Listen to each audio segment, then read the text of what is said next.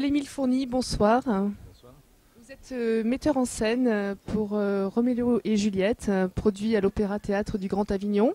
Merci déjà d'accepter cette interview pour le projecteur.com. Alors une mise en scène effectivement pour un opéra Roméo et Juliette. Pourquoi avez-vous eu envie de produire cet opéra ?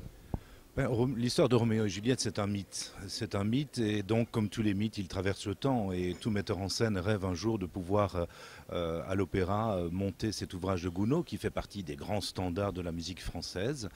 Donc ça, c'est une des premières raisons. La seconde raison, c'est qu'il s'agit d'une coproduction également entre 5 théâtres. Donc l'opéra bien sûr d'Avignon, enfin du Grand Avignon, l'opéra de Metz Métropole, l'opéra de Massy, l'opéra de Tours. Donc c'est aussi, je dirais, la façon de pouvoir exploiter un maximum une mise en scène d'opéra et une nouvelle production. Alors une coproduction effectivement de 5 opéras, c'est quand même relativement rare. Est-ce que ça demande une grosse mise en scène, une grosse organisation, une distribution de grande qualité? Racontez-nous.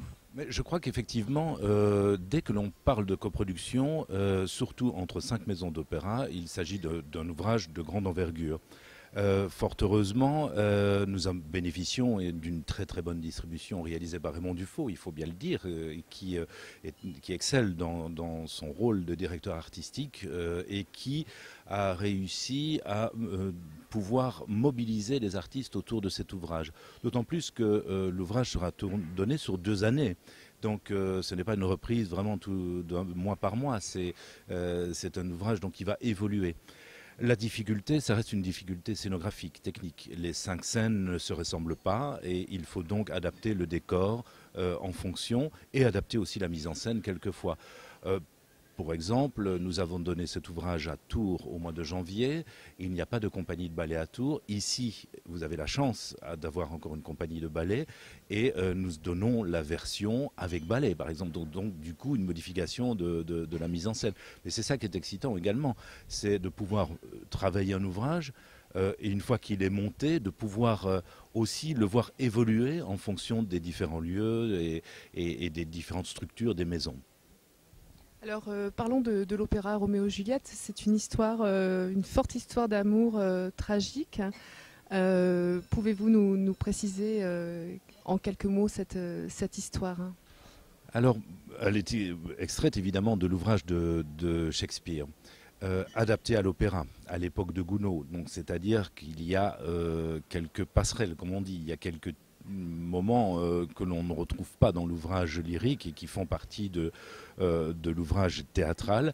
Mais en substance, l'histoire reste la même, c'est-à-dire 2 familles qui se détestent, comme souvent à l'opéra, un grand amour qui naît évidemment entre une fille et un garçon qui sont malheureusement pas de la même famille, dont je parlais, dont le drame s'installe.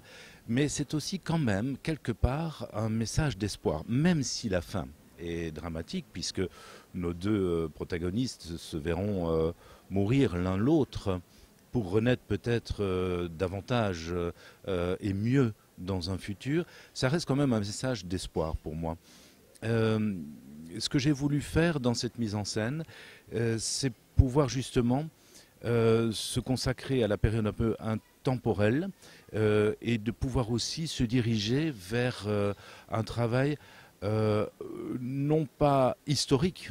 On n'est pas vraiment dans Vérone, on respecte parfaitement évidemment, ce n'est pas une réécriture de l'ouvrage, mais on ne reste pas dans un Vérone historique, on est un petit peu propulsé dans 2 mondes qui sont très différents. Et en fait, on se rend compte à l'analyse que c'est bien le phénomène que nous vivons encore au XXIe siècle, c'est-à-dire un choc de culture, un choc de mondes différents qui quelquefois débouchent sur des drames passionnels et amoureux, et peut-être même encore plus fort au XXIe siècle que ce que ça n'a été au XXe. C'est peut-être pour cela que vous avez eu envie aussi de faire cette mise en scène, parce que bon, Roméo et Juliette, c'est une histoire qui a été écrite au XVIe, on est au XXe siècle. On s'aperçoit qu'au fil des temps, au fil des mœurs, ça n'a pas vraiment évolué. Est-ce que c'est quelque part un rappel, un message que vous avez eu envie de faire passer? Oui, quelque part, sûrement, parce que je reste quelqu'un de positif malgré les difficultés de la vie, et je trouve que on peut puiser sans vouloir encore une fois faire une relecture, mais tout simplement en proposant de nouvelles idées, on peut puiser dans une mise en scène des images et des sensations et des informations qui nous parlent encore et qui nous interpellent encore. Cet ouvrage restera éternel parce qu'évidemment, il fait partie, comme je le disais tout à l'heure, des mythes. C'est un petit peu, si je devais faire un parallèle, mais ce n'est pas la même histoire. Quand on parle du mythe de Faust, de l'éternelle jeunesse, etc., c'est aussi quelque chose qui reste extrêmement d'actualité. Or, l'ouvrage de Faust de Gounod est aussi âgé également. Donc, je crois qu'il y a dans toutes ces histoires moyen de pouvoir transmettre un message, et ce message, on essaie qu'il soit le plus positif possible, évidemment, mais la critique de la société, elle fait partie de notre métier d'artiste quelque part.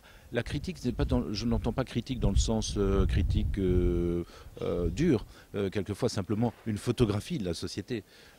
C'est pour cette raison, encore une fois, que la mise en scène et la scénographie ont été travaillées de manière un peu intemporelle, de manière un peu, comme je dis, un peu à la Tim Burton, c'est-à-dire on est quelquefois plongé dans des moments où on ne sait pas trop si ça se passe vraiment dans la réalité, et, mais en faisant une direction d'acteur où nous sommes vraiment dans un jeu, du moins, et j'ai vraiment pris beaucoup de plaisir avec Florian Laconi et avec Sonia, dans le fait d'avoir un jeu qui reste quand même très moderne pour finir et qui, malgré quelque chose d'intemporel, nous rappelle que cette histoire, bah, elle peut être vécue tous les jours, et elle l'est vécue tous les jours, quelquefois malheureusement.